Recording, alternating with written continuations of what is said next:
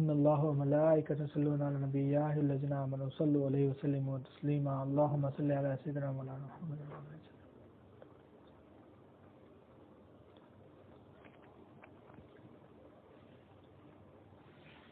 اللہ تعالیٰ کا بے انتہا فضل و کرم ہے جس نے ہمیں نبی کریم صلی اللہ علیہ وسلم کی امت میں پیدا فرمایا اور پیدا ہونے کا فخر عنایت فرمایا۔ الحمدللہ یہ فخر رشک انبیاء نکلا۔ مزید برائے کرم ہوا کہ اللہ تعالیٰ نے ہمیں قرآن جیسی نعمت سے وابستہ فرمایا، اولیاء اللہ کے دامن سے وابستہ فرمایا اور تجدید ایمان کے لیے ہمیں یہاں جمع فرمایا۔ انشاءاللہ تعالیٰ بحول تعالیٰ اللہ تعالیٰ کی مدد سے رسول اللہ صلی اللہ علیہ وسلم کی رسالت کے فیضان سے، اولیاء اللہ کرام کے ولادت کے فیضان سے آج کلمے کی تعریف سیکھیں گے، کلمے کے بارے میں سیکھیں گے، کلمے کی تعریف کیا ہے۔ توحید سیریز کا ہمارا آج پہلا لیکچر ہے کہ کلمے کی تعریف، کہ کلمہ کیا ہے۔ الحمدللہ ہم سب مسلمان ہیں، کلمے کے بارے میں ہم سب لوگ جانتے ہیں کہ کلمہ، کسی مسلمان سے اگر سوال کیا جائے گا کہ کلمہ کیا ہے تو ہر مسلمان یہی کہتا ہے کہ لا الہ الا اللہ محمد الرسول اللہ صلی اللہ علیہ وسلم۔ یہ کلمہ، یہ وہ کلمہ ہے جو مسلمان اور کافر میں فرق دکھاتا ہے۔ اگر کوئی بندہ کافر ہے، وہ مسلمان ہونا چاہ رہا ہے، ایمان حاصل کرنا ہے، اسلام حاصل کرنا چاہ رہا ہے، تو اس کے لیے یہ کلمہ ہے لا الہ الا اللہ محمد رسول اللہ۔ لیکن ہم صرف اسلام حاصل کریں اور ہم صرف اتنا ہی جانیں کہ کیا ہے، یہ کلمہ پڑھ رہے ہیں، کلمہ سیکھ لیے ہیں، اسلام حاصل کر لیے، لیکن اس کلمے کے بہت سارے فائدے ہیں۔ یہی کلمہ سیکھ کر، اسی کلمے سے انسان کیا ہے، مسلمان ہوتا ہے، اسی کلمے سے بندہ جو ہے مومن ہوتا ہے، ایمان حاصل کرتا ہے، یہی کلمے سے بندہ احسان کے درجے پہ جاتا ہے، محسن ہوتا ہے، اور یہی کلمے سے کیا ہے، انسان تقوی حاصل کرتا ہے، متقی بنتا ہے۔ تو یہ کلمہ بہت امپورٹنٹ ہے، لیکن ہم کلمے کو بس یاد کر لیے اور کلمے کا ترجمہ سیکھ لیے کہ لا الہ الا اللہ محمد رسول اللہ، نہیں ہے کوئی معبود سوا اللہ کے، محمد صلی اللہ علیہ وسلم اللہ کے رسول ہے، اتنا ہم جان گئے، لیکن یہ کلمے کی اہمیت نہیں جانے۔ تو انشاءاللہ تعالیٰ بحول تعالیٰ آج ہم اس کلمے کی اہمیت جاننے کی کوشش کریں گے کہ یہ کلمے کی اہمیت کیا ہے۔ یعنی ایک کلمہ جو ہے لا الہ الا اللہ محمد رسول اللہ، یہ ایک کلمہ ہے تو اس کی کیا اہمیت ہے، ہم آج انشاءاللہ اس کے سیکھنے کی کوشش کریں گے۔ تو لا الہ الا اللہ محمد رسول اللہ صلی اللہ علیہ وسلم، ایک دفعہ کا واقعہ ہے، موسیٰ علیہ السلام اللہ تعالیٰ سے کلام کرتے تھے، موسیٰ کلیم اللہ کہا جاتا تھا، کوہ طور پہ جا کے اللہ تعالیٰ سے کلام کرتے تھے۔ ایک مرتبہ موسیٰ علیہ السلام کوہ طور پہ تشریف لے کر آئے اور اللہ تعالیٰ سے کلام کرتے رہے، اللہ تعالیٰ سے سوال کرے کہ اے باری تعالیٰ، مجھے ایک ایسا راستہ دکھا جس سے میں جلد تیرے قریب آؤں، ایسا راستہ دکھا جس سے میں جلد تیرے قریب پہنچ سکوں۔ تو اللہ تعالیٰ نے ارشاد فرمایا لا الہ الا اللہ محمد رسول اللہ صلی اللہ علیہ وسلم۔ تو موسیٰ علیہ السلام عرض کرتے ہیں کہ اے باری تعالیٰ، یہ تو عام راستہ ہے، یہ تو ہر کسی کے لیے، میں تیرا رسول ہوں، میں تیرا نبی ہوں، میرے لیے کچھ ایک خاص راستہ دکھا جس سے میں جلد تیرے قریب آ جاؤں، جلد تیرے پاس آ جاؤں۔ تو اللہ تعالیٰ فرماتے ہیں اے موسیٰ، میرے پاس آنے کا تو ایک ہی طریقہ ہے، ایک ہی راستہ ہے، کیا ہے؟ لا الہ الا اللہ محمد رسول اللہ۔ تو یہ کلمہ عام کلمہ نہیں ہے، یہ کلمہ موسیٰ علیہ السلام اللہ تعالیٰ سے جلد پہنچنے کا راستہ پوچھے تو اللہ تعالیٰ وہ راستہ بتا رہے لا الہ الا اللہ محمد رسول اللہ۔ یعنی یہ کلمہ مسلم کا کلمہ ہے، یہ کلمہ مومن کا ہے، یہ کلمہ محسن کا کلمہ ہے، یہ کلمہ متقیوں کا کلمہ ہے، یہ کلمہ شہداء کا ہے، یہ کلمہ انبیاء کا کلمہ ہے، صالحین کا کلمہ ہے، انبیاء کا کلمہ، سب سے بڑا مرتبہ انبیاء کا ہے، سب سے بڑا مرتبہ انبیاء کا ہے، رسول کا ہے، اور رسول کو اللہ تعالیٰ کہتے ہیں کہ میرے پاس جلد آنا ہے تو لا الہ الا اللہ محمد رسول اللہ۔ تو ہم اس کلمے کو بالکل آسان سمجھ گئے، اس کی اہمیت کو برابر نہیں سمجھ سکے۔ تو اس واقعے سے ہم کو سمجھ میں آتا ہے کہ اس کلمے کی اہمیت کیا ہے، کس طرح سے ہم اللہ تعالیٰ کے قریب ہو سکتے ہیں اس کلمے کے ذریعے۔ اس کلمے کی اہمیت سمجھنے کے لیے ایک اور واقعہ انشاءاللہ کہ بات کو سمجھنے کی کوشش کریں گے کہ ایک مرتبہ امیر المومنین حضرت عمر رضی اللہ تعالیٰ، ایک مرتبہ حضرت عمر رضی اللہ عنہ کیا ہے، ایک گزر رہے تھے تو حضرت عثمان رضی اللہ عنہ کو دیکھے، عثمان رضی اللہ عنہ سے بیٹھے ہوئے تھے، انہوں کچھ فکر میں گم تھے، فکر میں لگے ہوئے تھے۔ تو حضرت عمر رضی اللہ عنہ حضرت عثمان رضی اللہ عنہ کو سلام کرے، لیکن ان کو واپس سلام کا جواب نہیں آیا۔ تو حضرت عمر رضی اللہ عنہ کو بہت غصہ آ گیا، تھوڑا ناراض ہو گیا انہوں کہ میں نے سلام کیا، یہ حضور صلی اللہ علیہ وسلم پردہ فرمانے کے بعد کا واقعہ ہے۔ تو حضرت عمر رضی اللہ عنہ یہ خیال، ان کے پاس یہ خیال آیا کہ حضور صلی اللہ علیہ وسلم کو پردہ فرمانے کے کچھ ہی وقت ہوا ہے اور ہم میں تبدیلی آ گئی، ہم بدل گئے، ایسا کیسا ہو گیا؟ پھر حضرت ابوبکر صدیق رضی اللہ عنہ کے پاس چلے گئے، عمر رضی اللہ عنہ جا کے کہتے ہیں کہ اے ابوبکر، حضور صلی اللہ علیہ وسلم پردہ فرمانے کے بعد میں کچھ ہی وقت ہوا ہے اور ہم میں تبدیلی آ گئی، ہم بدل چکے۔ تو ابوبکر صدیق رضی اللہ عنہ ارشاد فرماتے کہ کیوں ایسا کیوں بول رہے ہو، کیا ہو گیا؟ تو حضرت عمر رضی اللہ عنہ واقعہ بیان کرتے ہیں کہ میں ایک جگہ سے گزرا تھا، عثمان رضی اللہ عنہ کو پایا، ان کو سلام کیا، لیکن انہوں نے میرے سلام کا جواب نہیں دیا۔ اب دیکھیے، شکایت جس کی ہو رہی ہے حضرت عثمان رضی اللہ عنہ، شکایت جو کر رہے ہیں حضرت عمر رضی اللہ عنہ۔ اب آپ سمجھو بات کو، حضرت عمر رضی اللہ عنہ کون ہیں؟ میرے بعد کوئی نبی ہوتے تو عمر ہوتے۔ حضرت عثمان رضی اللہ عنہ جس کی شکایت ہو رہی ہے وہ کون ہے؟ کامل الحیا والایمان، ایمان کامل، حیا اور ایمان میں کامل، یہ لقب دیا گیا حضرت عثمان رضی اللہ عنہ۔ تو ابوبکر اب جس کو شکایت کر رہے ہیں وہ کون ہے؟ وہ تو افضل البشر بعد الانبیاء بالتحقیق۔ تو ابھی یعنی بات یہ ہے سمجھانے کی کہ یہاں پہ کچھ تو مسئلہ ہے، کوئی عام انسان بھی ایک عام انسان سے شکایت نہیں کر رہا ہے، اور کسی کی جس کی شکایت ہو رہی وہ بھی عام نہیں ہے۔ تو ابوبکر صدیق رضی اللہ عنہ کیا ہے، حضرت عثمان رضی اللہ عنہ کے پاس پہنچتے ہیں کہ یہ واقعہ کیا ہے، کچھ تو مسئلہ ہے، اس کو معلوم کرنے کے لیے کہ بات کیا ہے۔ تو اس وقت حضرت عثمان رضی اللہ عنہ جو سوچ میں تھے وہ سوچ سے باہر آئے۔ ایسا ہوتا ہے کبھی کبھی اپن بہت زیادہ ڈیپ تھنکنگ میں چلے جاتے ہیں، بہت سوچ میں چلے جاتے ہیں، تو اپن کو نظر نہیں آتا ہے کوئی چیز، گاڑی چلا رہے ہیں کوئی سوچ میں آ گیا، اچانک سامنے گاڑی آ گئی، میں دیکھا نہیں، میں سوچ میں تھا۔ تو اس طرح سے اب انہوں سوچ کے باہر آ گئے۔ تو جب حضرت عثمان رضی اللہ عنہ کے پاس پہنچے وہ انہوں نے یہ واقعہ بیان کیا کہ حضرت عمر رضی اللہ عنہ آپ کو سلام کرے، آپ نے جواب نہیں دیا۔ حضرت عثمان رضی اللہ عنہ بولتے ہیں کہ میں نے تو حضرت عمر کو دیکھا ہی نہیں، کب آئے تھے وہ؟ ابھی ایک نیا مسئلہ ہو گیا، پہلے تو سلام کا جواب نہیں تھا، ابھی تو وہ کہہ رہے ہیں کہ میں نے دیکھا ہی نہیں، تو یعنی کچھ تو مسئلہ ہے۔ تو اب حضرت ابوبکر صدیق رضی اللہ عنہ یہ بات سمجھ گئے کہ انہوں کوئی گہری سوچ میں تھے۔ تو حضرت ابوبکر صدیق رضی اللہ عنہ سوال کرتے ہیں کہ اے عثمان، کیا آپ کچھ گہری سوچ میں تھے؟ کیا آپ کچھ فکر میں تھے؟ تو حضرت عثمان رضی اللہ عنہ کہتے ہیں کہ ہاں، میں تو بہت ایک فکر میں لگا تھا، گہری سوچ میں تھا، شاید اس کی وجہ سے میں غور نہیں کر سکا کہ حضرت عمر رضی اللہ عنہ مجھے سلام کرے اور یہاں سے گزرے۔ تو حضرت ابوبکر صدیق رضی اللہ عنہ سوال کرتے کہ اے بھائی، اے عثمان، مجھے یہ بتاؤ آپ ایسی کون سی گہری سوچ میں تھے جو آپ حضرت عمر رضی اللہ عنہ کے سلام کا جواب نہیں دے سکے، ان کو دیکھ نہیں سکے؟ حضرت عمر رضی اللہ عنہ وہ شخصیت ہے جن کے جو جہاں پہ جہاں سے ان کا گزر ہونے والا ہے وہاں پہ لوگ ریڈی ہو کے بیٹھتے تھے، عمر آنے والے اتنے، یعنی لوگ اور صحابہ ہے ایک دوسرے میں، لوگ کی اتنی محبت تھی، بھائیوں جیسی محبت تھی۔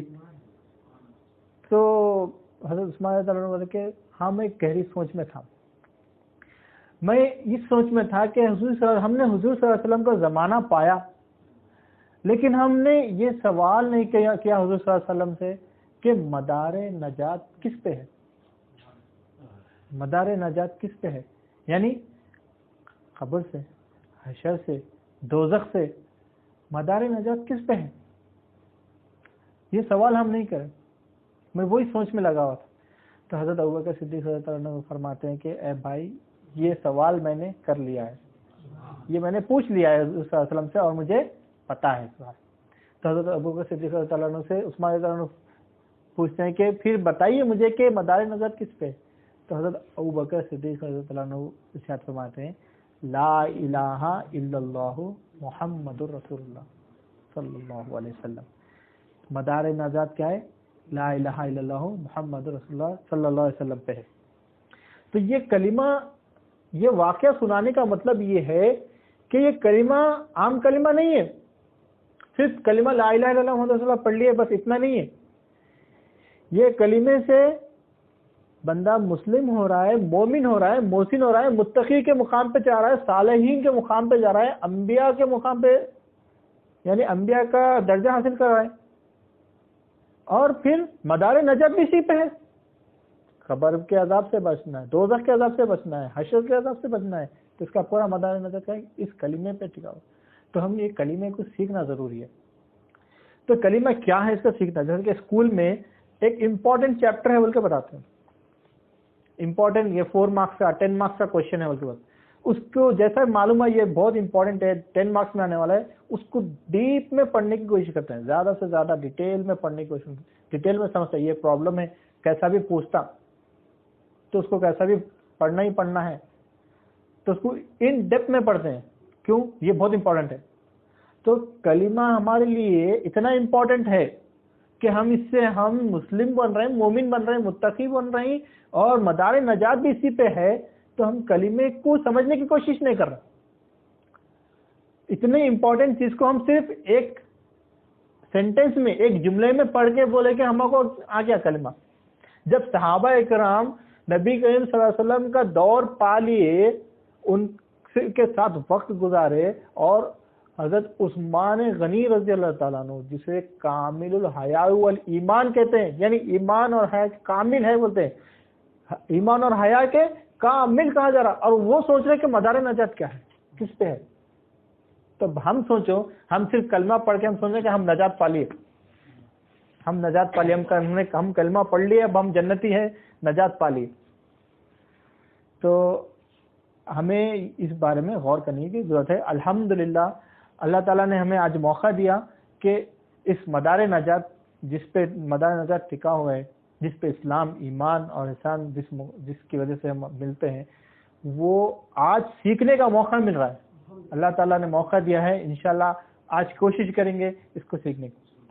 تو کلمہ, تو اب یہ کلمے کو سب سے پہلے, یہ کلمے میں 2 جز ہیں, جز الوہیت اور جز رسالت. جز الوہیت کیا ہے؟ لا الہ الا اللہ. جز رسالت کیا ہے؟ محمد رسول اللہ. کلمے میں اللہ تعالیٰ کا بھی نام ہے, نبی کریم صلی اللہ علیہ وسلم کا بھی نام, نہیں ہے کوئی معبود سوائے اللہ کے. 2 شہادت ہے, 2 گواہی ہے, ایک نہیں ہے کوئی معبود سوائے اللہ کے, ایک محمد رسول اللہ, ایک رسول اللہ صلی اللہ علیہ وسلم اللہ کے رسول ہے. 2 گواہی دے. تو اس کو 2 جز میں ہمارے عالم اکرام کیا ہے, اس کو 2 جز میں ڈیوائڈ کر دیں, جز الوہیت اور جز رسالت.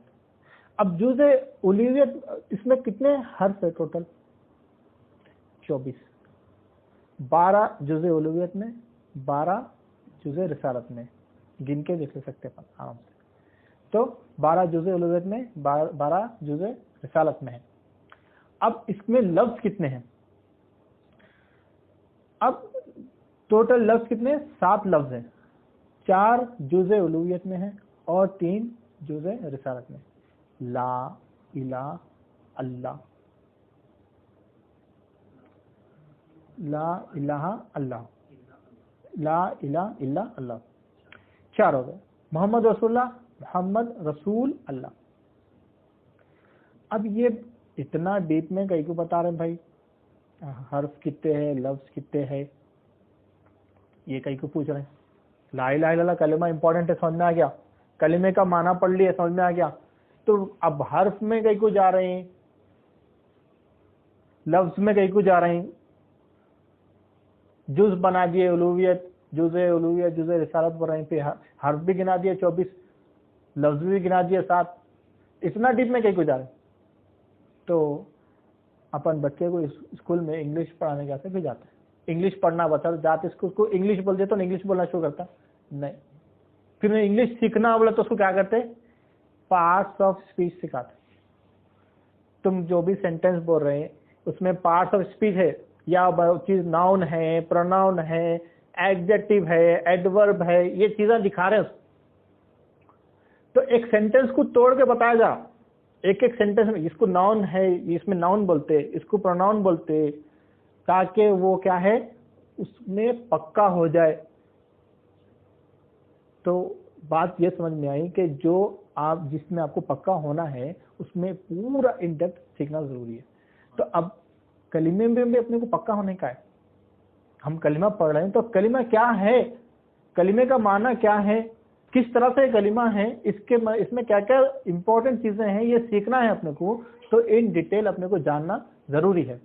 اس لیے اس کو ان ڈیٹیل میں بتایا جا رہا ہے. اور اس میں کلمے کا بہت ایک امپورٹنٹ پارٹ ہے جس کے لیے جاننے کے لیے یہ جاننا بہت ضروری ہے. یعنی اپن کو انگلش میں سینٹینس بنانے کے لیے پارٹس آف اسپیچ جانا ضروری ہے. ویسا اس کی اہمیت جاننے کے لیے، اس کا اصل معنی سمجھنے کے لیے یہ جاننا ہمارے لیے بہت ضروری ہے. اس کے لیے ہمیں یہ بتایا جا رہا ہے کہ کلمے میں 24 حرف ہے، جز الوہیت میں 12 ہے، جز رسالت میں 12 ہے، اور لفظ 7 ہے، 4 جز الوہیت میں اور 3 کیا ہے جز رسالت میں.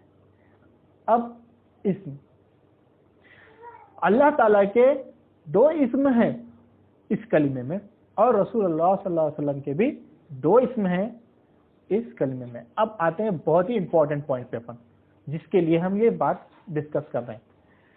کلمے میں اللہ تعالیٰ کے 2 اسم ہیں، ایک ہے اللہ، ایک ہے الہ.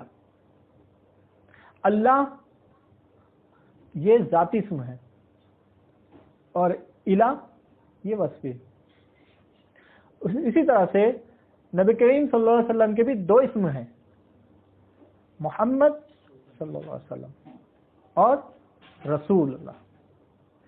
تو محمد یہ ذاتی اسم ہے، رسول اللہ علیہ وسلم یہ وصفی اسم ہے. تب اللہ تعالیٰ کلمے میں اپنے کون سے اسم پر ایمان لانے کے لیے کہہ رہا ہے ہمیں؟ یہ ہے مین اپنا ٹرننگ پوائنٹ، امپورٹنٹ چیز. اب ہم یہاں پر ہماری فہم کیا کہتی ہے، اللہ کو اللہ بولنا ایمان ہے، ایمان لانا ہو تو ہم اللہ بول رہے ایمان لا لیے. لیکن اللہ تعالیٰ اللہ پہ ایمان نہیں لا رہا ہے. اللہ تعالیٰ نہیں پوچھ رہا ہے کہ اللہ تعالیٰ اپنے لیے نہیں کہہ رہا ہے کہ اللہ پر ایمان لاؤ، کہتا ہے الہ پر ایمان لانا. نہیں ہے کوئی معبود سوائے اللہ کے. تو معبود الہ پہ ہمیں ایمان لانے کے لیے اللہ تعالیٰ کہہ رہا ہے، اور ہم اللہ پہ ایمان لانے کے کہہ رہے ہیں. تو اگر ہم اللہ پہ ایمان لائے تو پھر اپنا ایمان نہیں ہوا، الہ پہ ایمان لانا ہے. کیوں؟ لا الہ کرا، یعنی اللہ تعالیٰ پہلے کیا کرا ہے، پورا سارے معبود، دنیا کے سارے معبود کو گرا رہا ہے. کوئی بھی معبود نہیں ہے دنیا میں، کوئی بھی معبود نہیں ہے، الہ کوئی معبود سوائے اللہ کے. تو اللہ معبود جاننا ایمان ہے. اللہ کو اللہ جاننا ایمان نہیں ہے، اللہ کو معبود جاننا ایمان ہے. ایک مثال، چھوٹی مثال بتانے کی کوشش کروں گا کہ تاکہ بات کو سمجھ میں آ جائے کہ میاں بیوی ہے، بیوی کے لیے کیا ہے شوہر. اب اس کے لیے کوئی بھی مرد نہیں ہے، مطلب اس کے لیے کوئی بھی مرد اس کے لیے جائز نہیں ہے، صرف شوہر. شوہر کے اوپر بھی یہ اپلائی ہے، نکاح میں آ گیا ہے تو اس کے لیے کوئی بھی دوسری عورت اس کے لیے غیر ہے، غیر محرم.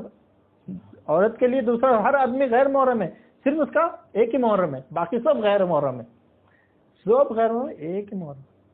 نہیں انہیں بولیں گے میں آپ کو بھی میں محرم بولوں، میں آپ کو شوہر بولوں، دوسرے کو بھی، تیسرے کو بھی، چوتھے کو بھی، تو نہیں جمتی بات. ایک ہی شوہر ہوا تو ایک ہی رہنا، دوسرا نہ رہنا. یہ اپنی فہم ہے یہاں پہ. تو اسی طرح سے ہمارا معبود، کتنے معبود رہنا چاہیے؟ ایک ہی معبود ہونا چاہیے. تو اللہ کو اللہ بولیں گے تو دوسرے معبودوں کا انکار نہیں ہے اس میں, تو ہمارا ایمان کیسا مکمل ہوا؟ اللہ کو الہ بولیں گے تب سارے معبودوں کا انکار ہے کہ دنیا میں کوئی معبود نہیں ہے سوائے اللہ کے. تو یہاں پر ہم نے کو اللہ کو الہ بولنا کیا ہے, یہ ایمان ہے. اور رسول اللہ صلی اللہ علیہ وسلم کو رسول کہنا ایمان ہے.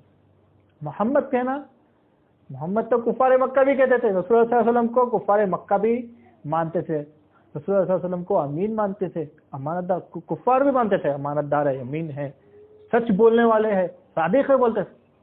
ان رسول اللہ صلی اللہ علیہ وسلم جب سوال کرے کہ میں جو بولوں آپ یقین کرو گے؟ ہاں یقین کریں گے. بولے اس پہاڑ کے پیچھے اگر میں بولوں گے کہ کچھ لوگ آ رہے ہیں جنگ لڑنے کے لیے, بولے ہاں یقین کریں گے.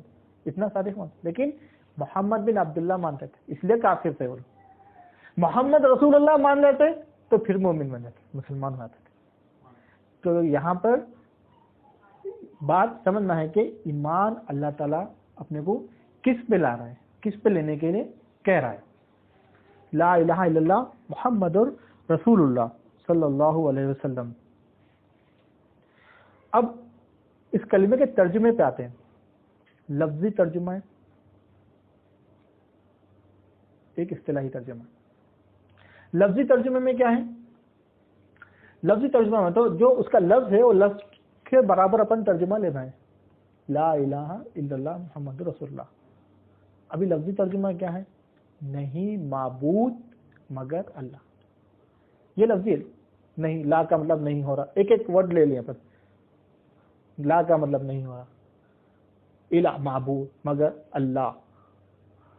تو یہاں پہ بات سمجھ میں نہیں آ رہی. کیوں سمجھ میں نہیں آ رہی؟ نہیں معبود مگر اللہ بولے تو نہیں معبود ہو تو معبود کا انکار ہو گیا, تو پھر اللہ سے کیا ثابت ہو رہا؟ معبود کا تو ہم خود انکار کر دیا, نہیں معبود مگر اللہ ہو تو معبود کا ہم خود انکار کر دیے, لیکن پھر اللہ سے کیا ثابت ہو رہا؟ تو فہم حاصل کرنے کے لیے علماء اکرام کیا ہے, اصطلاحی ترجمہ رکھیں کہ نہیں ہے کوئی معبود سوائے اللہ کے. تب کوئی کہاں سے آ گیا؟ لا الہ الا اللہ محمد رسول اللہ صلی اللہ علیہ وسلم. تو لا الہ الا اللہ میں لا یعنی نہیں ہے کوئی معبود, لا یعنی نہیں, الہ کوئی معبود مگر اللہ. تو یہاں پہ کوئی تو نہیں ہے نا, عربی میں کوئی تو ورڈ نہیں آ رہا, تو پھر اپن کوئی کہاں سے لے کے آ رہے ہیں اردو میں؟ تو یہ بات سمجھانے کے لیے اصطلاح, جیسا کہ اب مثال کے طور پر اپن کوئی ایک اردو ورڈ لے لیتے ہیں, اردو سینٹینس لے کے گوگل میں ڈال لیتے ہیں, گوگل سرچ میں ڈال کے, گوگل ٹرانسلیشن میں ڈال کے میں کیا کرتا ہوں, ورڈ ٹو ورڈ ترجمہ ڈال لیتا ہوں, کچھ بھی سمجھ میں نہیں آتا. وہ ورڈ ٹو ورڈ ترجمہ آتا ہو, اصطلاحی ترجمہ نہیں آتا, فہم کرنا رہتا ہو. تو فہم ہونے کے لیے تو علماء اکرام کہتے ہیں کہ یہ لفظی ترجمے سے ہمیں کیا ہے, کفر حاصل ہوتا ہے.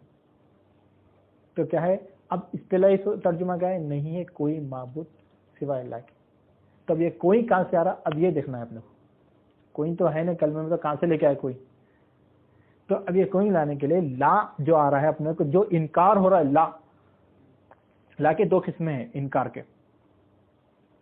ایک کیا ہے, لا کے دو قسمیں, ایک کیا ہے لا نافیہ ہے, اور ایک لا نافی الجنس.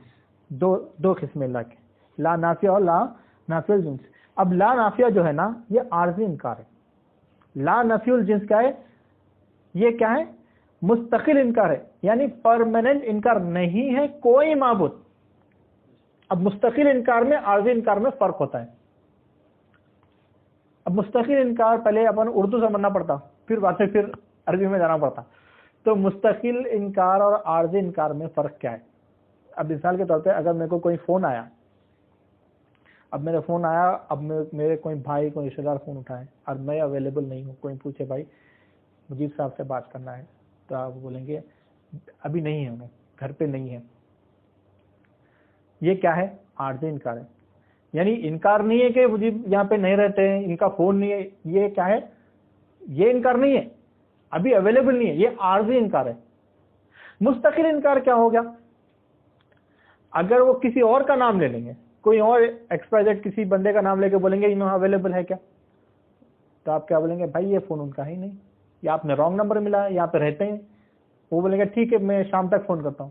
آپ شام تک فون کرو، صبح میں فون کرو، کل فون کرو، کبھی بھی فون کرو، یہ وہ بندہ یہاں پہ ہے ہی نہیں تو میں بات کر سکتا، اس کا یہاں پہ رہتا ہی نہیں وہ بندہ. یہ مستقل انکار ہے، یہ ہو ہی نہیں سکتا، یہ اسی کا فون ہے ہی نہیں، بات ممکن ہی نہیں ہے. یہ مستقل انکار ہے. تو یہ مستقل انکار جو ہے نا، عربی قاعدے میں اسے کہا جاتا ہے لا نفی الجنس. لا نفی الجنس، اس کی تعریف کیا ہے؟ لا نفی الجنس کی تعریف کیا ہے؟ لا نفی الجنس جب کسی اسم سے پہلے آتا ہے وہ تنوین گراتا ہے اور گرا کر کیا ہے فتح لگاتا ہے اور ساتھ میں لاتا ہے مقدر، جس سے کوئی شے، کوئی چیز کا معنی آتا ہے. اب کلمے میں لا نفی الجنس ہے یا لا نافیہ ہے، کیسا معلوم کرنا؟ تو لا نفی الجنس کیا ہے؟ جو اسم سے پہلے آتا ہے وہ کیا کرتا ہے؟ تنوین گرا کے فتح لگاتا ہے. اب اس سے پتا چلتا ہے لا الہ الہون، الہون آتا تو پھر لا نافیہ آتا تھا، لیکن الہ یعنی تنوین گرا گیا، یعنی آخری میں گولتا ہے، گولتا میں تنوین ہوتا ہے، یعنی ہر اسم میں تنوین ہوتا ہے. تو یہاں پر لا آ رہا ہے لیکن تنوین نہیں آ رہا ہے، اس کا مطلب یہ لا جو ہے وہ لا نفی الجنس ہے، یہ تنوین گرا رہا ہے اور کیا ہے؟ فتح لگا رہا ہے. تو اس سے ہمیں پتا چلا ہے کہ کیا ہے؟ یہ مستقل انکار ہے. تو یہ بات سے ہم نے کو سمجھ میں آیا کہ یہ لا الہ الا اللہ، اللہ تعالیٰ اپنے وصفی نام پہ ایمان لے رہا ہے، ایمان لانے کے لیے کہہ رہا ہے. اور الہ یعنی اللہ پہ ایمان نہیں لانا ہے، اللہ کو اللہ کہنا ایمان نہیں ہے، اللہ کو الہ کہنا ایمان ہے، نہیں ہے کوئی معبود کہنا ایمان ہے. اب یہ ہمیں یہ بات سمجھ میں کیسا آئی؟ یہ بات سمجھ میں کیسا آئی اپنے کو؟ غور و فکر کرنے سے، تفکر کرنے سے. تو غور و فکر کرنا، تفکر کرنا کیا ہے؟ اسلام میں بہت بڑا مرتبہ ہے، بہت اہم چیز ہے. غور و فکر تفکر کرنا بہت اہم چیز ہے. ایک مرتبہ نبی کریم صلی اللہ علیہ وسلم مسجد نبوی میں رات میں تشریف لے کر آئے، رات کے وقت میں تشریف لے کر آئے اور وضو کر کے نماز کے لیے کھڑے ہوئے اور قیام کر رہے ہیں، اور قیام میں رو رہے ہیں. اتنا رو رہے ہیں کہ ان کے کیا ہے؟ داڑھی مبارک بھیگ گئی. پھر رکوع اور سجدے میں گئے تو اس میں اتنا رو رہے ہیں کہ پورا زمین گیلی ہو گئی، زمین پورے کچی ہو گئی. حتیٰ کہ فجر کا وقت ہو گیا اور فجر کی اذان دے دی بلال رضی اللہ عنہ. تو بلال رضی اللہ عنہ دیکھ کر کہتے ہیں کہ یا رسول اللہ صلی اللہ علیہ وسلم، ہمارے ماں باپ آپ پر قربان، اللہ تعالیٰ نے آپ کو معصوم بنایا ہے، پھر آپ اتنا کیوں رو رہے ہیں؟ تو نبی کریم صلی اللہ علیہ وسلم ارشاد فرماتے ہیں کہ اے بلال، میں کیوں نہ رو؟ آج اللہ تعالیٰ نے ایک ایسی آیت نازل فرمائی ہے، میں کیوں نہ رو؟ وہ آیت کون سی ہے؟ وہ آیت سورہ ال عمران آیت نمبر 190. قرآن شریف سے پڑھیں گے تاکہ ہم. بسم اللہ الرحمن الرحیم.